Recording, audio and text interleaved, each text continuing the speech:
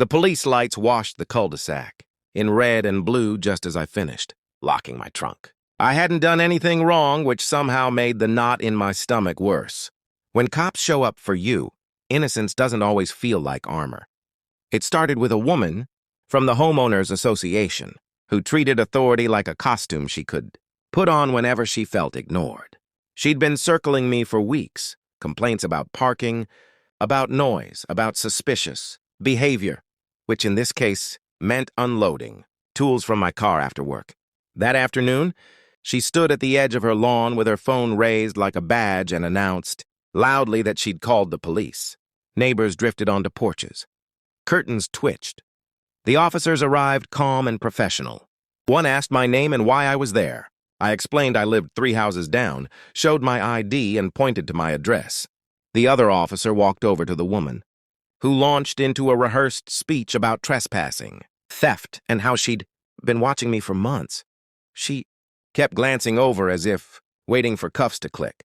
What changed everything wasn't my explanation. It was her impatience. When the officer asked if she had evidence, she scoffed and waved her phone. "I have videos," she said, "and I can prove he doesn't belong here." She shoved the screen toward him, tapping frantically. The officer asked if she'd been recording inside my property. She hesitated. Then she said yes because someone had to. That's when the questions turned. Had she entered my yard? Had she placed a camera facing my windows? Had she blocked my car earlier that week? The second officer joined the conversation, his tone still polite but firmer now. A neighbor stepped forward and mentioned the time she'd yelled at him for walking his dog past her mailbox. Another neighbor added that she'd threatened to tow cars she didn't like. The woman's voice rose. She argued. She interrupted. She demanded they arrest me right now. The officers exchanged a look. They explained local privacy laws.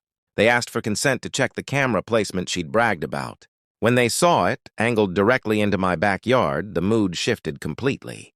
The officer who'd spoken to me first apologized, quietly, sincerely, and asked me if I wanted to file a report.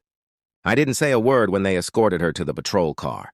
I just watched as the lights faded. The police had arrived for me, returning to its usual calm. They just left with someone else.